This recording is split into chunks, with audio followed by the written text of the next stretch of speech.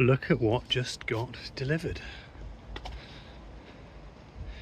No notification or anything, no text message, no, we'll be here in an hour. Just a knock on the door as I started eating my lunch to say, have a gearbox. It's out of an E46 and it is in amazing shape. It is super clean compared to what's coming out of here. And hopefully it actually works, unlike the one that's coming out. So in case you're new to this nonsense, this is what I call a Gostwick Spider. It's a BMW Z3 that's been EV swapped and body swapped, and it's been pretty reliable for the last 5 years on and off in various guises, various forms, a couple of different motors, a couple of different bodies, including formerly a very rusty BMW body. But recently the extra torque from the electric motor seems to have in some way shattered the inside of the gearbox. I haven't investigated exactly what. That then caused the gearbox to lock and then shear the coupler between the gearbox and the motor. At least that's now my running theory. It seems very odd that both went at once if one wasn't the cause of the other.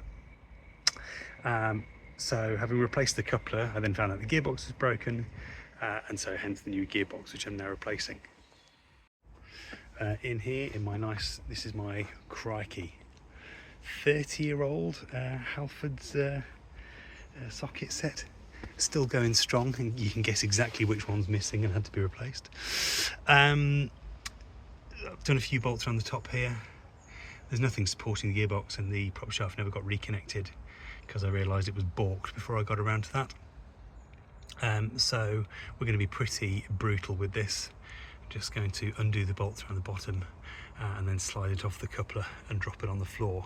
Will be rather nicer with the new gearbox.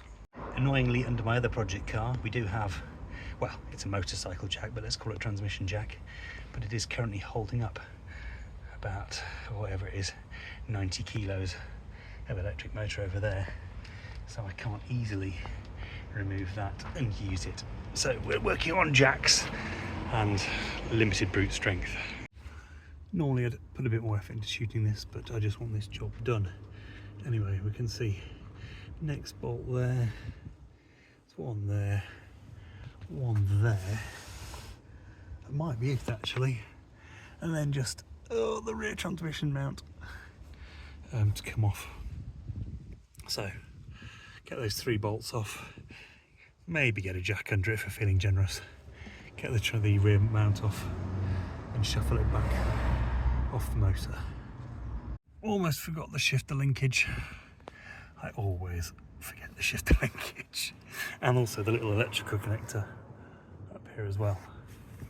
Now removed, so just 2 bolts left in the thingy. Time to pop those shifter linkages off and go and get a jack. Oh, right, jack is in place. The little rear mounts are off. All the bolts are out. It's wobbling away. It's only 2 hands now to pull the flipping thing. And then we can swap the mount over, put the new one in with a bit of luck. Gearbox is off. You can see a coupler up there. And if I can get both hands in. Oh no, I can't quite reach it. But anyway, I've just reached up and spun that. And we can tell there's nothing wrong with the motor, or at least nothing mechanical. It spins very smoothly and nicely. So the issue is definitely, a gearbox. The problem is, I don't know if you can tell it from here, there's not actually enough space with the car at the height it is to get the gearbox out. This is why, in an ideal world, I do this sort of surgery by taking everything out the front and then crane, gearbox and motor in as one unit. But that requires removing the whole battery box, which is a pain in the bum. So I'm going to try and jack the car up a bit more and see if I can slide the gearbox out without losing too much oil. 2 gearboxes side by side. I mean, one of them's obviously newer and cleaner. There's a lot of, stick a glove on.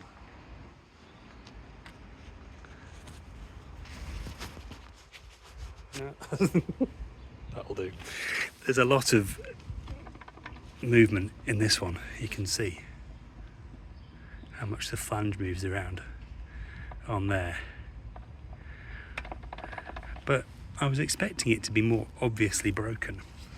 Like if you spin the input shaft, the output shaft turns, it's stiff, but you can, it's very difficult with your wrong hand and glove on the wrong hand, but your neutral works and it's not stupidly noisy. Put the right glove on.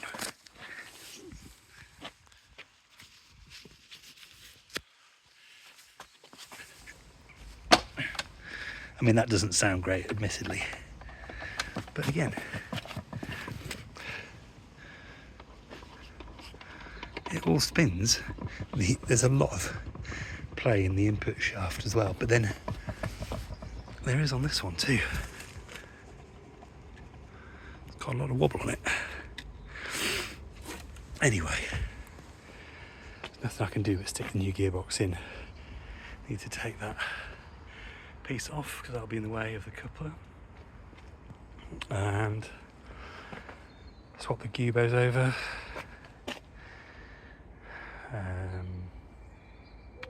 That might leave the clutch cylinder on there actually, just to block that hole up. Looks a bit neater. Other than that, they do look identical. Can't see that there's going to be any problem with swapping them. Are they clocked differently? Or is this one just leaning over? Yeah, that one's just leaning over. So yeah, swap some bits over, get this one in. He makes it sound so easy. The smart ones of you will have noticed this earlier. Nobby No Brain here did not until now. Input shaft. Input shaft. Entirely different. Which means I'm going to need an entirely different coupler. And in taking this thingy off here, I just sheared one of the nuts off in the hole, so I can't even return it.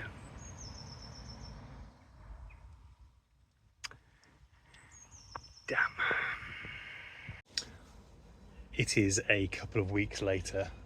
I won't lie, I've been a bit light on motivation given the state of the weather and the fact that this car just doesn't seem to want to be fixed.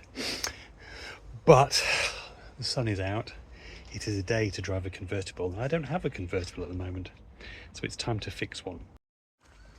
I have acquired a second-hand clutch with the right spline pattern.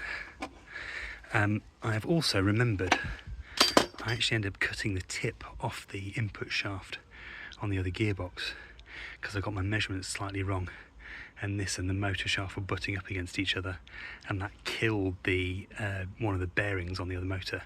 So we're gonna have to make a little trim to this as well with the angle grinder, just to make sure that doesn't happen again. So yet another thing to do, but one clutch, one old coupler, some spare tube, and I'm going to knock all that up. Question is,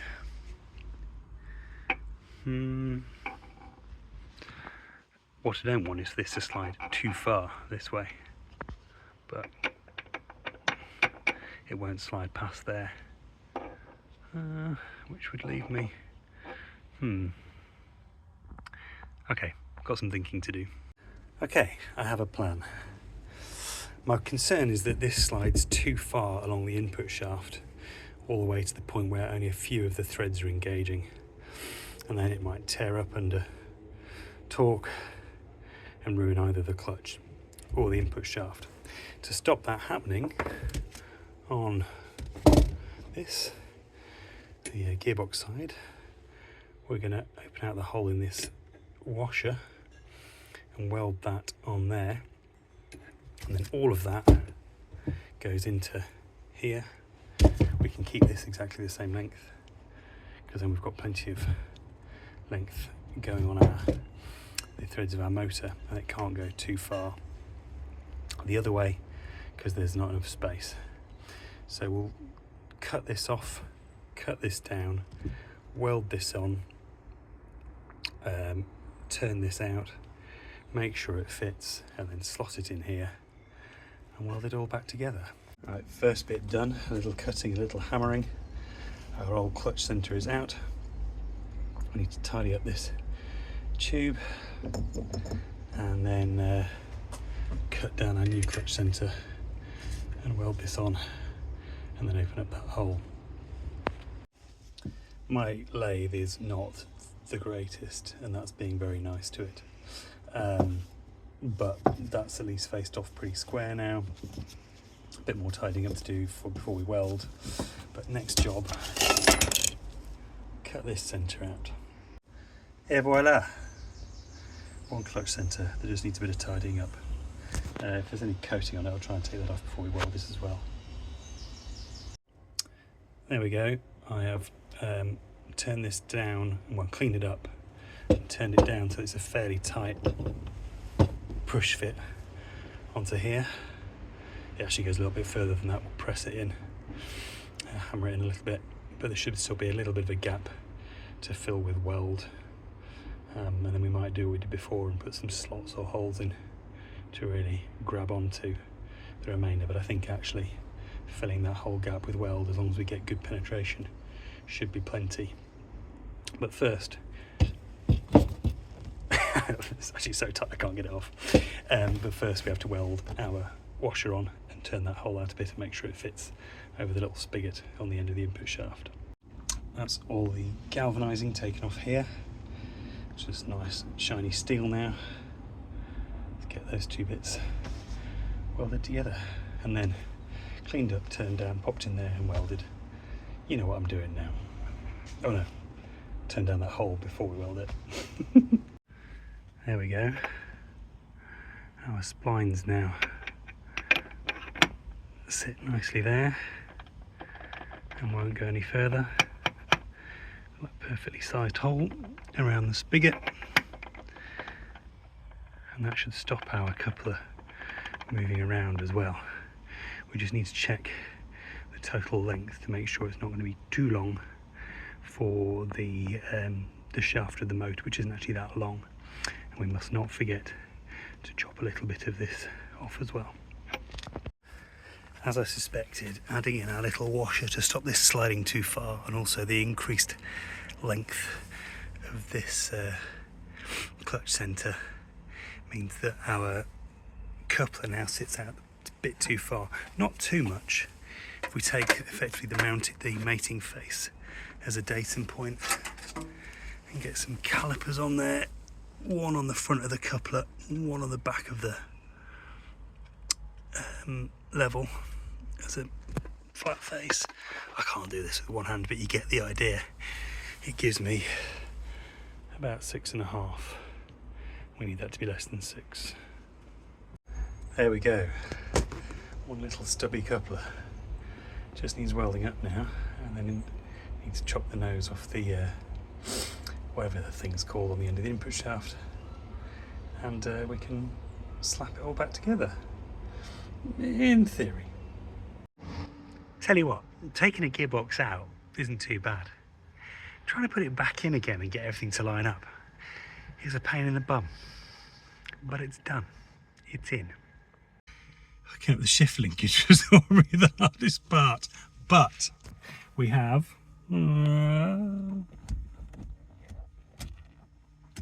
not the best shift action in the world, but it hasn't got any oil in it at the moment.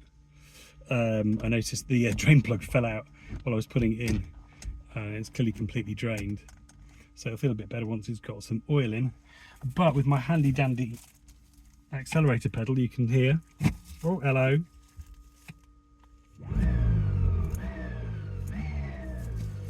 so it's spinning and it's not making horrible graunching grinding sounds. So we're 2 out of 3. The only downside is there's definitely more NVH than before, and I guess that's kind of to be expected.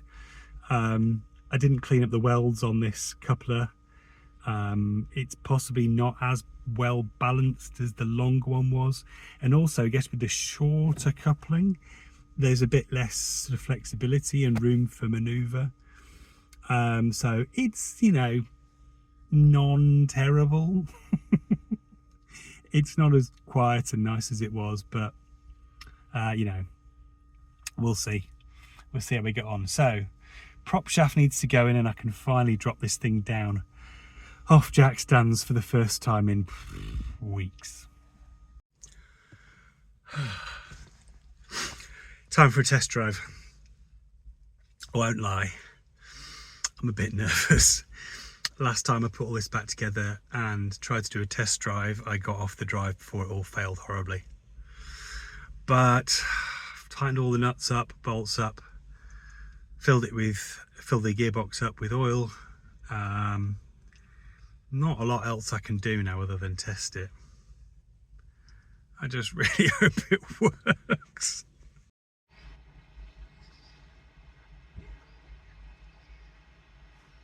Sorry, it's just broken.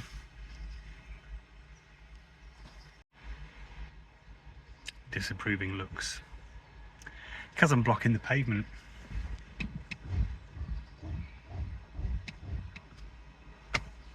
What's that noise?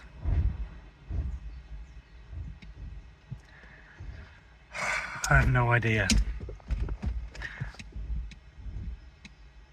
I have absolutely no idea.